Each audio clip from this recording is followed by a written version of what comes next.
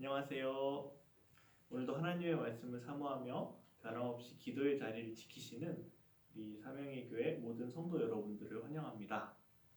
저는 지금 본당에 올라가는 계단 중간에 있는 성탄절 장식 앞에 서 있습니다.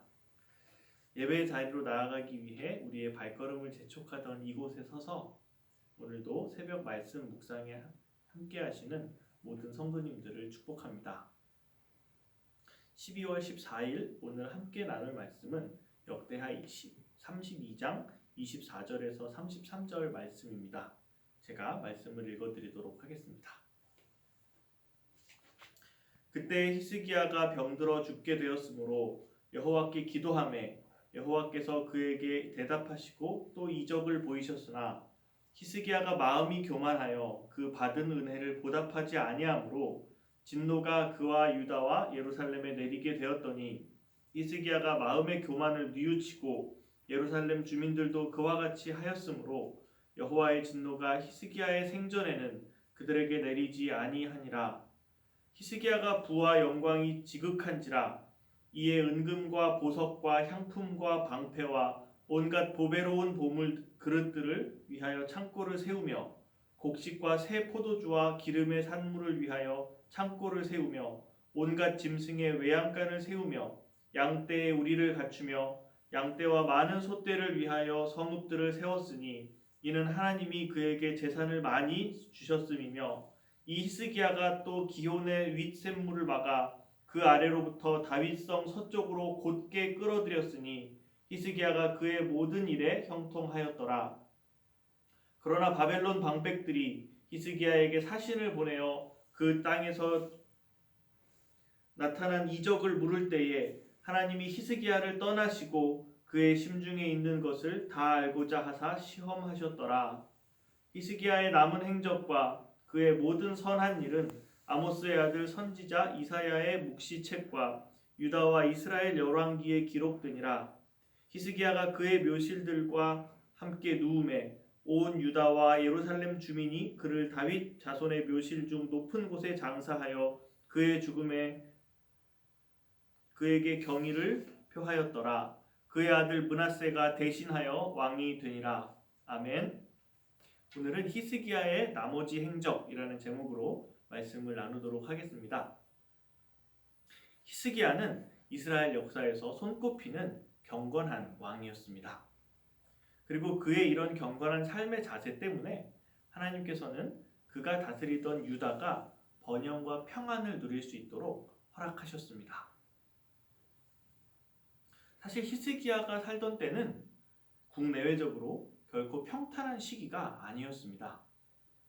이 시기에 그 지역의 강대국이었던 아수르는 북이스라엘을 멸망시켰을 뿐 아니라 히스기야가 다스리던 유다까지도 집어삼키려고 하였습니다. 게다가 히스기야의 아버지 아하스는 곤고한 상황에서도 회개하기는커녕 더욱더 우상을 섬기던 악한 왕이었기 때문에 하나님께서는 이런 유다를 낮아지게 하셨습니다. 다시 말해 히스기야가 왕이 되었을 때 유다의 상황은 내적으로도 피폐해져 있고 외적으로도 강력한 적의 위협에 직면해 있었던 것입니다. 하지만 하나님을 의지하는 히스기야 시대의 유다는 북이스라엘과 달리 나라를 온전히 보존했을 뿐 아니라 오히려 부와 영광 그리고 기쁨으로 가득한 나라가 되었습니다. 하나님께서는 그분을 의지하는 히스기야와 유다를 지키시고 넘치는 복을 부어주셨기 때문입니다.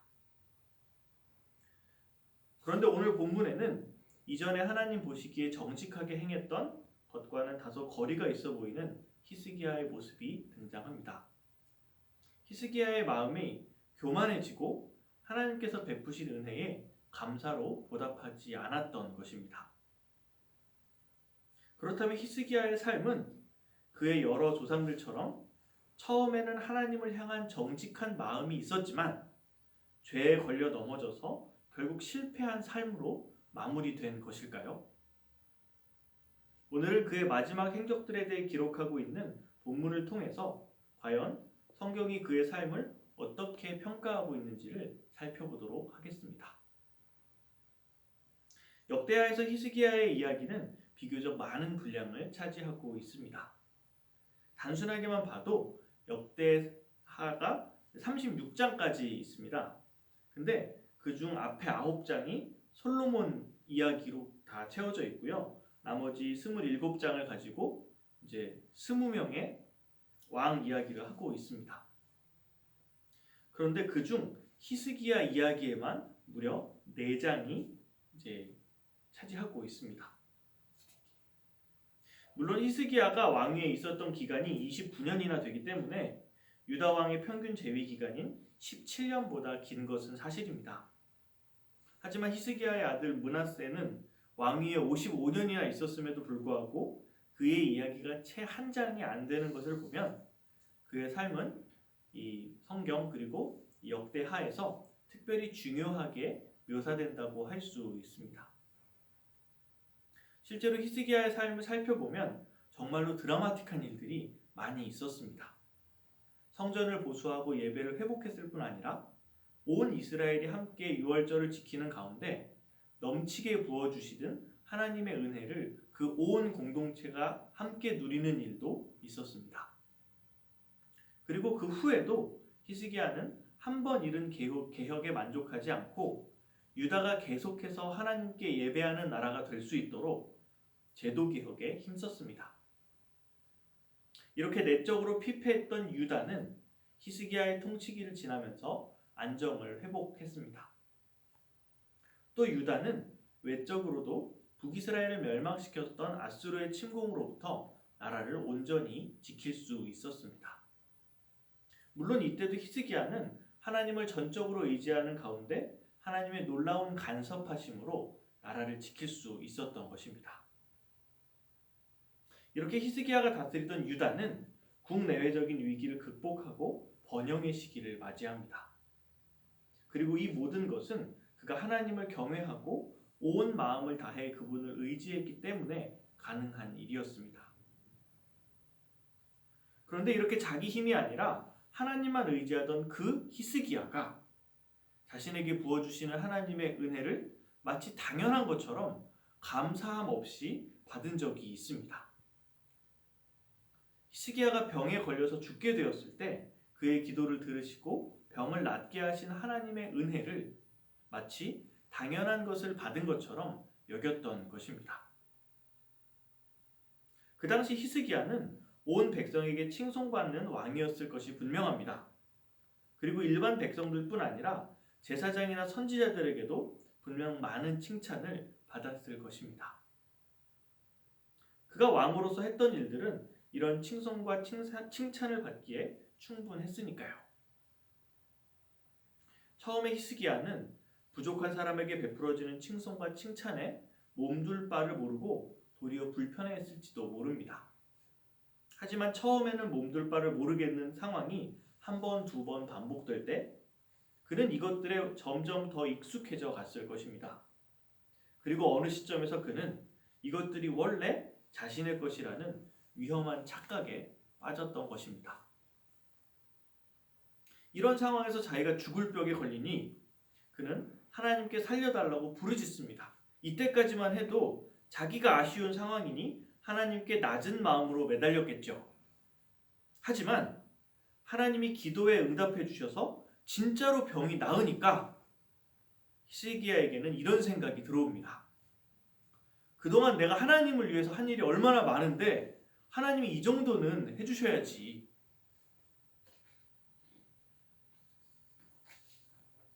이런 생각이 자리 잡은 마음에 하나님을 향한 감사가 있을 곳은 없습니다. 히스기야는 마침내 교만에 빠진 것입니다. 이런 히스기야의 실패는 그의 조상 다윗이 범했던 결정적인 실패의 순간을 떠오르게 합니다. 그가 하나님을 의지하면서 하나님의 뜻을 행할 때 그가 가는 길은 언제나 형통했습니다. 하지만 그 경건한 다윗조차도 그 번영과 풍요에 익숙해지게 될 때 하나님의 뜻에서 멀어지면서 결국 실패할 수밖에 없었습니다. 그러나 히스기야는 바로 그 실패의 자리에서 다시 한번 마음을 돌이켜 하나님께로 나아갑니다. 저 불쌍한 북이스라엘의 형제들에게 돌이키라는 메시지를 보냈던 그 메시지의 대상이 바로 자신이 되어서 스스로를 하나님의 자리까지 높이는 것이 아니라 죄인의 자리까지 낮추었던 것이죠.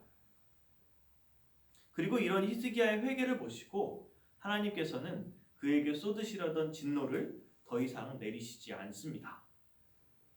스스로가 죄인임을 깨닫고 하나님의 긍휼을 구하는 자에게 하나님께서는 구원과 회복을 약속하셨기 때문입니다. 사랑하는 사명의 교회 성도 여러분, 성경에는 히스기야의 여러 업적들이 기록되어 있습니다. 이런 업적들을 볼 때 우리는 히스기야가 정말 대단한 사람이구나, 경건한 사람이구나 하고 생각할 수 있습니다.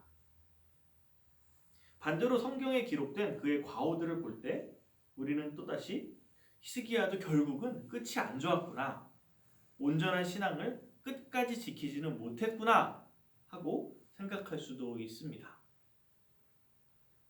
하지만 성경이 히스기야의 삶을 평가하는 기준은 그에게 어떤 공이 있나, 어떤 과가 있나 하는 것보다 그가 잘했을 때나 잘못했을 때 어느 때라도 결국 하나님의 말씀을 믿고 그분을 의지했느냐 그렇지 않았느냐에 달려 있습니다. 사실 본문에서 히스기야의 교만은 병을 고쳐주신 하나님께 영광 돌리지 않은 것 외에도 바벨론에서 온 사신들에게 자기의 부를 자랑한 것에서도 드러납니다. 히스기야는 온전한 사람이기는커녕 심심찮게 잘못을 저지르는 연약한 한 인간일 뿐이었던 것입니다. 그럼에도 불구하고 성경이 그가 했던 선한 일을 강조하면서 그의 이야기를 마무리하는 것은 그가 연약하고 때로는 교만했어도 하나님을 의지하는 마음을 평생 잃지 않고 그분께로 늘 돌이키고자 했기 때문입니다. 이 시간 우리들에게도 나 자신을 의지하는 것이 아니라 하나님을 의지하고 그분께 날마다 돌이키고자 하는 마음이 살아났으면 좋겠습니다. 우리에게 주신 하나님의 말씀을 믿고 그 말씀의 빛을 따라 하나님을 의지하며 살아가는 우리가 되기를 간절히 소망합니다. 이 시간 어제 기도 제목 몇 가지 좀 말씀드리고 제가 마무리 기도하고 오늘 시간 마무리할 텐데요. 오늘 우리가 말씀 또 묵상한 것처럼 우리가 잘할 때 우리가 잘하는 것, 못하는 것, 사실 하나님께는 우리가 무언가를 잘하고 하나님께 대단한 어떤 것들을 하여서 영광을 돌리는 것에 하나님의 그 관심이 있지 않습니다. 하나님께서는 우리가 잘할 때나 아니면 우리가 실패하여 넘어질 때나 여전히 하나님의 말씀을 의지하면서 그 하나님을 붙들고 하나님 앞으로 나아가고 하나님께로 돌이키는 것을 하나님께서는 가장 원하십니다. 우리가 정말 잘할 때나 실패할 때나 언제나 하나님을 의지하고 언제나 하나님께로 돌이키기를 힘쓰는 사람이 될 수 있도록 이 아침에 같이 기도했으면 좋겠습니다. 그리고 또 코로나19 지금 확산세가 또 계속해서 가파르게 확산이 되고 있는데요. 벌써 1000명이 넘어가는 일일 확진자 수가 1000명이 넘어가는 그런 좀 엄중한 상황에 좀 처하게 되었습니다. 우리가 날마다 기도해도 상황이 나아지지 않는 이런 상황 속에서 그럼에도 불구하고 낙심하지 않고 이 땅을 위해서 하나님 긍휼을 베풀어 주십시오. 하나님 은혜 베풀어 주십시오. 이런 마음을 가지고서 정말 3단계까지 가지 않고 정말 잘 좀 확진자 수가 줄어들고 우리 좀 사회가 그래도 좀 안정될 수 있도록 좀 우리 나라와 민족을 위해서 기도했으면 좋겠고요. 또 우리 교회와 각 가정들, 또 우리 코로나의 영향을 우리가 어쩔 수 없이 받을 수밖에 없는데 또 그런 상황 속에서 그럼에도 불구하고 우리 교회가 또 우리 교회와 또 이 땅의 모든 교회들이 정말 땅을 품고 영혼들을 사랑하고 또 서로를 사랑으로 섬기는 또 주님을 참되게 예배하고 또 복음을 전하는 그런 모든 일들이 위축되지 않도록 또 각 가정이 또 여러 가지 또 경제적이나 또 여러 어려움들을 가지고 있을 텐데요. 또 그럼에도 불구하고 정말 주님 주시는 은혜로 그 평안함을 잃지 않도록 같이 이제 마음을 모아서 기도했으면 좋겠습니다. 이 시간 제가 마무리 기도하고 우리 아침 묵상 시간 마치도록 하겠습니다. 하나님 감사합니다. 참 저희들에게 또 새날을 허락하여 주시고 이렇게 좀 아침부터 주님의 말씀을 또 묵상하며 또 이 말씀을 나눌 수 있도록 인도해 주시니 감사합니다. 하나님 참 저희가 이 스기야의 삶을 좀 바라보면서 저희들의 삶에 주님께서 참 허락하신 귀한 일들 또 참 능력의 일들을 참 할 수도 있지만 저희들 참 넘어지기도 하고 참 실패하기도 하는데 그러한 모든 상황 속에서 정말 성공할 때라도 하나님을 의지하는 것을 내려놓지 않고 정말 실패한 가운데서라도 하나님을 붙드는 것을 참 포기하지 않는 그런 정말 하나님께서 기뻐하시는 주님의 백성들로 다 온전히 설 수 있도록 축복하여 주시옵소서. 감사드리며 예수님의 이름으로 기도합니다.